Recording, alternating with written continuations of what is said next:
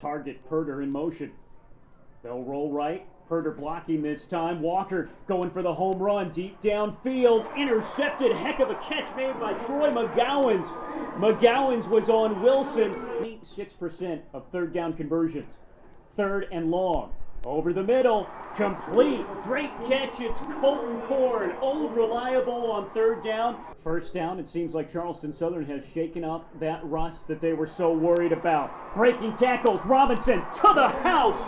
Ben Robinson gets through to the end zone for the third time this season. To the left side. Walker will find Davis well short of the first down, and he gets no more. That's Curl coming up from the secondary. He's the leader of that secondary. Second and goal from the 1. Holloway in the backfield. They'll give through that left side, behind the big fellas, into the end zone for the touchdown. Time to get adjusted to a new quarterback. Rolling left. Mitchell showing you what he can do. Showing you while he was put in the game.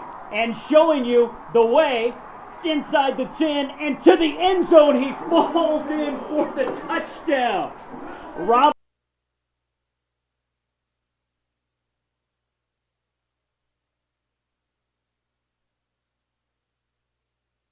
55 yards rushing, 156 passing.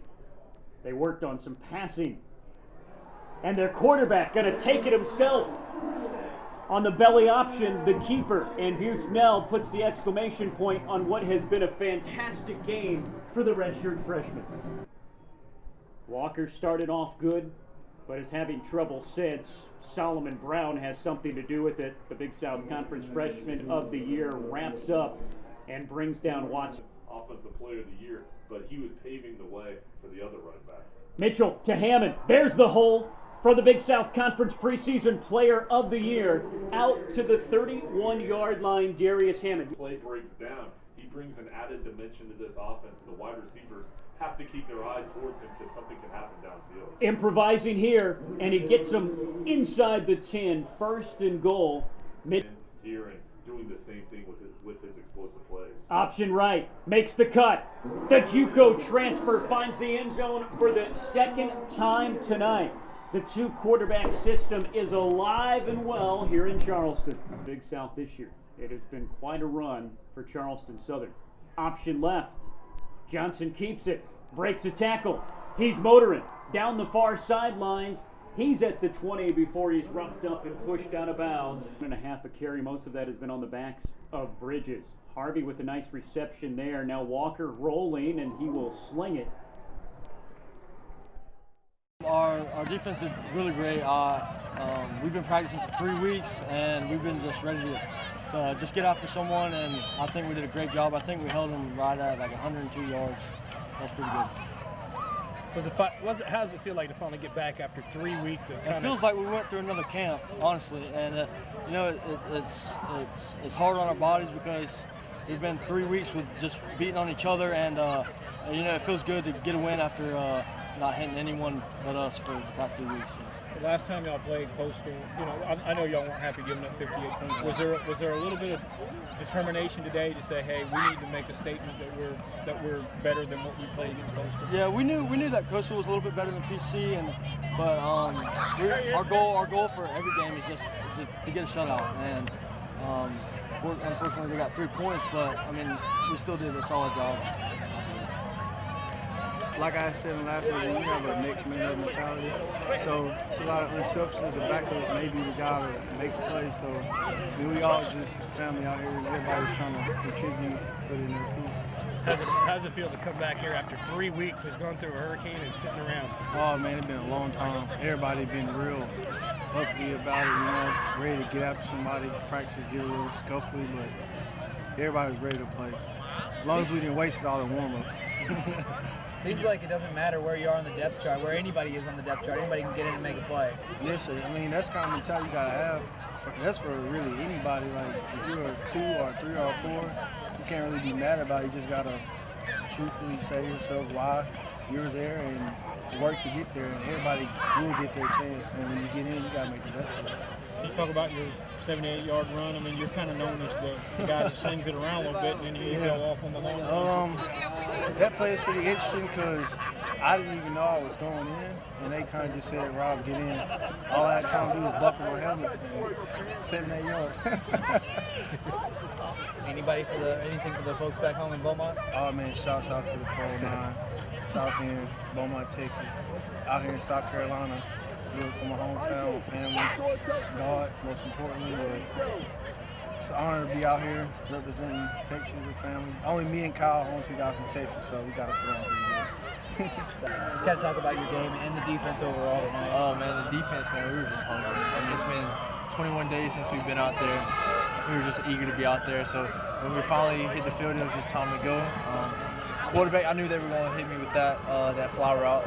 I watched film from last year. I had a couple of mistakes on my belt technique, so I just perfected this game. No rust at all, clearly.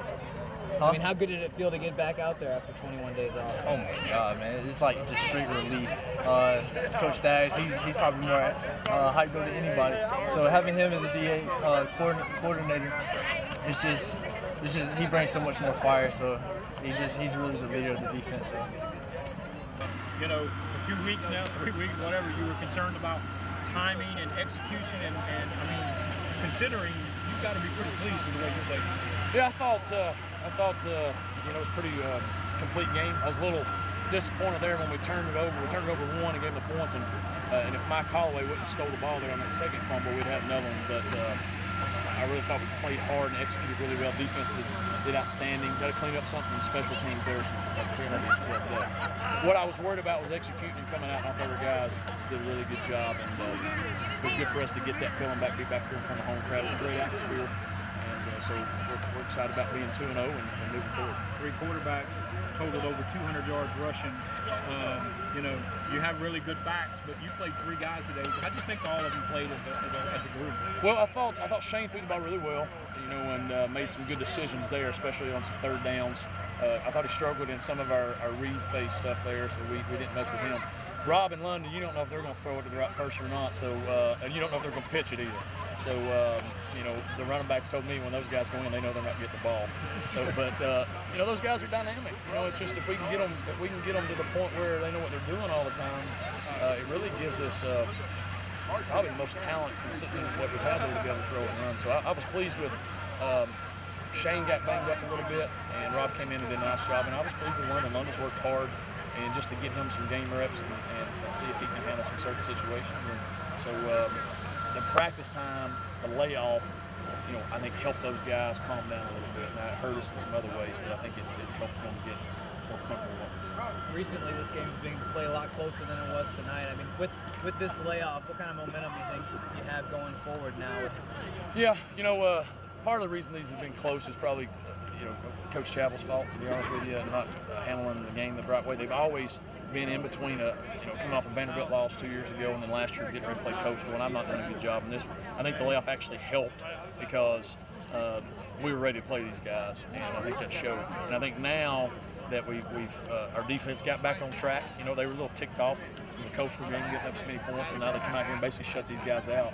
And we give up a field goal because we fumbled down there in the red zone, and our offense has scored whatever it was last 2-3 weeks ago, and then tonight, and we really left a couple of touchdowns out there. So we were wanting to get 50, to be honest with you. And so I like where we're headed. Now the challenge is, can we continue to stay hungry? That's been an Achilles heel, I think, in the past, but we got to continue to stay hungry and continue to move forward because we still have 3 conference games left, and then Bucknell this coming week, and I'll enjoy that with popcorn at the house. Last question. DJ Curl said before the game that they were going to release the dogs tonight on defense. You think they did that? I think they did. I think they've been. Our defense has a lot of pride in what they do, and they do a great job. And 3 weeks ago, I think it hurt us because we didn't play up the capability, and Coastal took it up down the field on us, and our guys got challenged by that. Our defense did a great job of challenging them. And and sometimes you got to win some of those games. I think it was. I don't want to say it was good, but it was good to know if our defense doesn't play up to their best, we can still win on offense. But I thought they came out, and I don't know what the yardage was, but they might have had 150 yards total offense. 102. 100, yeah, okay. So there wasn't a lot, and the defense is ready to go.